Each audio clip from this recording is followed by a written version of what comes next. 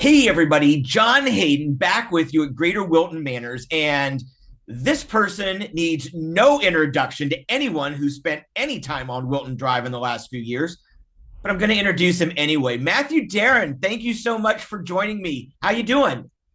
I'm doing great. How are you? I'm doing fantastic. You're infiltrating a lot of my life these days.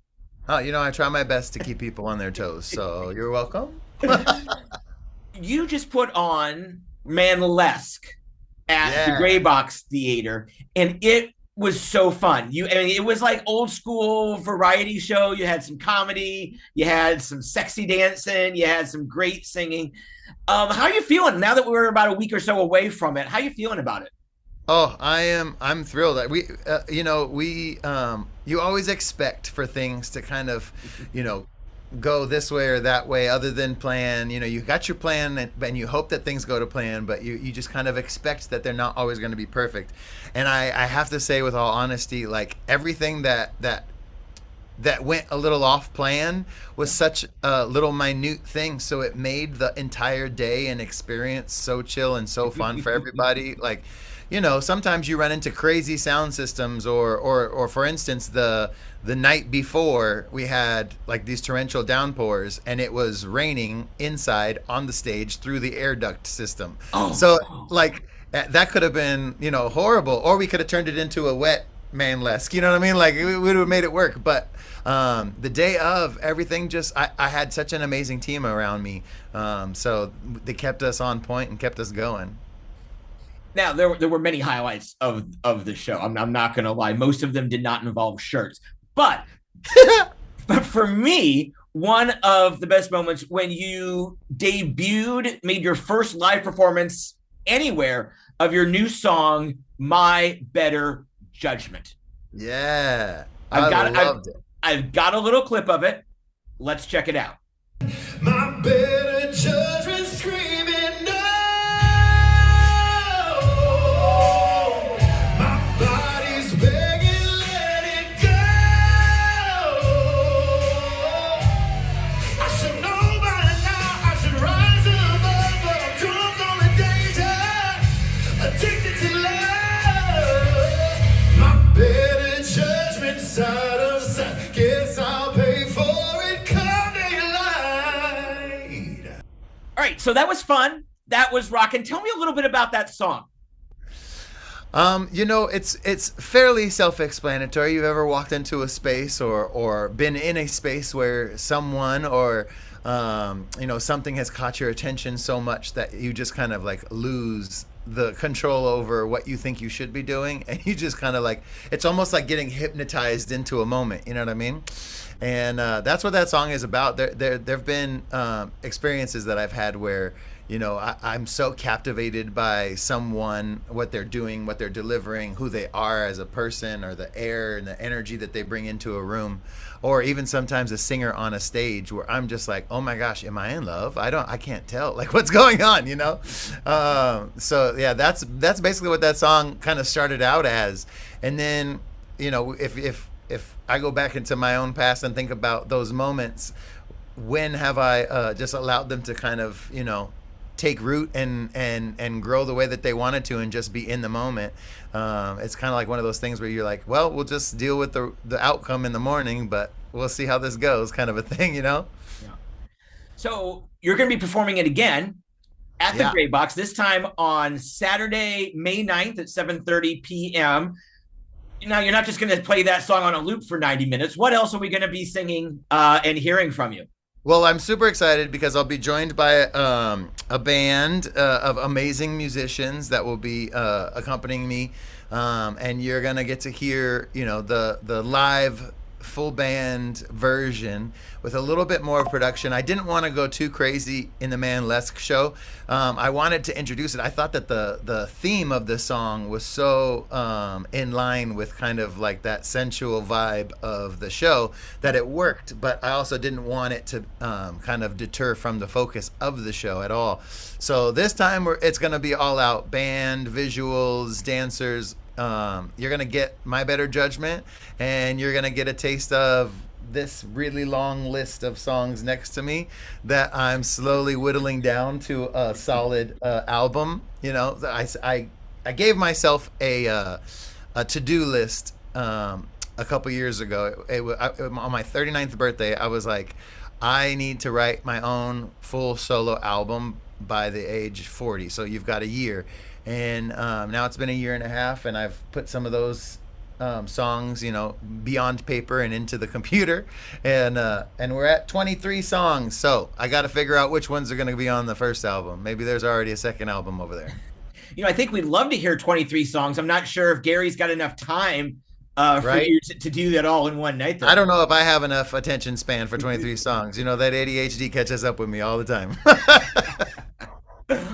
Okay, so you've got all these songs, and you're going to perform some in May, but you're going to release a whole bunch of them once you whittle down the list. You're going to release a whole bunch of songs coming out in September and an Mhm. album. Tell me about that. So the album is entitled "The Switch," and for the most part, I have selected what's going to be on the album. There's just a couple songs. In my mind, the album is kind of like a book. Like if you were a writer, and you want it to tell a story, you want it to have a beginning, a middle, and an end, but you also want it to make sense. And one of the things that I loved about the show Heated Rivalry, which I'm sure you, as well as many of those watching, have probably seen, is how it can depict like different times of life, different seasons of life, and different characters. And that's kind of what I'm trying to decide now, is which scenes of my life do I want to share in this cohesive manner. So the album is called The Switch because it really was just that. There was a moment in time where things clicked. I grew up as a little church boy with a Pentecostal preacher as a father and a singing mama, who could give me the look from the stage, and I would have to shut up and sit down in the pew. And having that background oftentimes kind of stifled my creativity.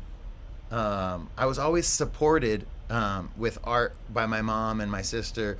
But in my brain, I was like, if I sing too many high notes, people might know that I'm gay because that's what girls do. Or if I sound like this, or if I try to sound sexy, or if I try to, and it's crazy what we do to ourselves in our own brains sometimes.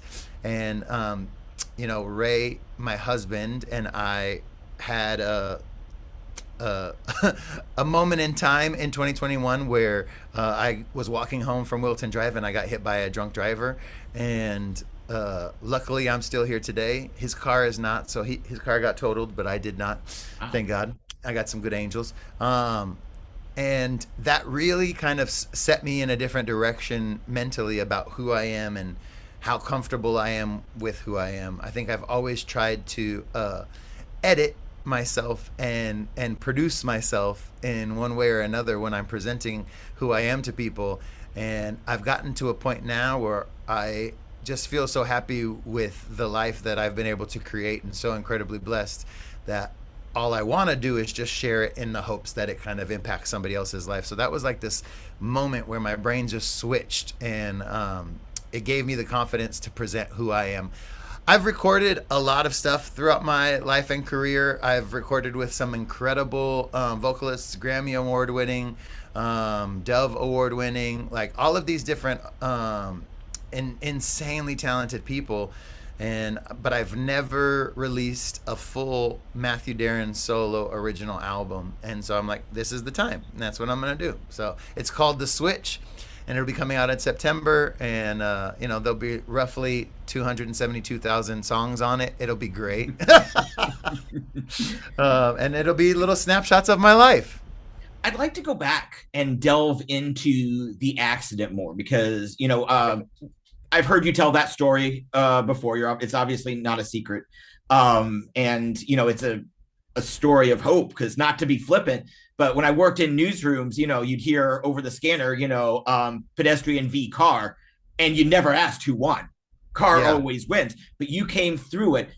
tell me about that day, that night, that process. Can you go more into like how it really started changing the view and the perspective that you chose to look through?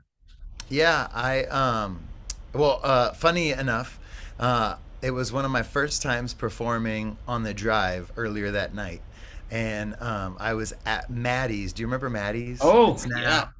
It's now West End Lounge, which is one of my favorite spots to go to. But yeah, I did a show with Brian Mason and Stephen Edgar Ross, and the three of us. They invited me to join them in their duo show, and we had such a blast. And this was December 20th or 19th, 20th. I'm not sure now. And our kids, Ray's daughter, husband, and son-in-law, and the grandkids were driving down from New Hampshire to spend Christmas week with us. And so after the show, Ray decided, let's go home. I'm just gonna crash out. I know you're riding the high of just finishing a show, so go back out and meet the boys and have a drink. And I try to save the drinks until after I'm done singing. And so I was like, okay. He was like, I want to be refreshed. We don't know what time they're going to get in. It could be 3 a.m, depending on how they drive. And so it just started raining. I got a little tired. We decided to just head out after a drink. And I was walking down 6th, and the car came out of nowhere practically from my vantage point, and it was coming from behind me. And basically what the doctors kind of explained to me was that everything that could have gone, right, went right for me. The car was low set to the ground. He was going fast. So that really helped with kind of scooping me up rather than, running me over. So he scooped me up, and I flew through the air. And the police report, there was a guy who didn't necessarily see me get hit, but heard the collision, turned around, and on the police report it said, oh man, it was like, I turned around and saw a very large man flying through the air. And my first thought when I read that was, did we need to quantify how big I was? Okay, that's fine. And then you put very large in front of it. Like, but no, that's basically what happened. I flew through the air and came back down, lost consciousness. I broke my foot. I had, quite a few little marks and bruising and stuff like that. But our city's police team and the emergency team showed up so quickly. What was really cool is one of the officers on the scene used to live around the corner from us, and so he knew who I was. And even though I was kind of unaware of what was going on, the moment that he was like, "Hey, Matt," and I kind of realized I knew somebody, it alleviated so much stress for me. So that was pretty awesome how that worked out too. So yeah, it was a wild thing. And when people say your life flashes before your eyes, I didn't really have that moment of like anything flashing, but as I got hit, I knew what was happening. Like the thought in my brain was just like, oh, like this is how I'm gonna go out, like like not a skydiving accident or a shark attack, but it's just like I got hit by a drunk driver. Okay, well, great. On Wilton Drive. On Wilton Drive after a great show. So yeah, it was a very wild thing. And Ray is just phenomenal, and having the family here was probably somewhat of a stress reliever to him, I would assume, just to have some support here. And I was able to be back up walking, with a little bit of a boot thing going on by New Year's. So it didn't take but 2 weeks basically for me to kind of get back to being mobile enough to handle myself. But it really makes you stop and think. Like we say it all the time, life is precious, and it could be gone so fast, and whatever. But sometimes experiences allow those words to sink a little bit deeper into your brain, to where you really get on the page of like, wow, it could have been gone then. So all the things that I've been scared to do for myself and for others, I need to like push those up the list of priority and say, you know what, life is too short to wait around and hope that things work out the way you want them to. It's time to just make things happen. So you were up walking again and pretty mobile after 2 weeks. When did you start writing? And did you notice a conscious difference in the way you were going to express yourself? Yeah, I mean, I've been writing since I was a little guy. I remember I would take the cassette recorders, you know, those little one tape cassette recorders. I Yeah. had two of them, and I would sit at the piano at home and I would play something, and then I would record it and I would listen to it back and come up with something to sing to it. Then I would record me singing with the other one playing and kind of like multi-track in the most challenging sound room possible. And it sounded like trash by the end because it was a recording of a recording of a recording. But I was like, look, it's me, and it's a full choir. It's like three-part harmony, and I've got little things. So I've been writing since I was a kid, and I love it.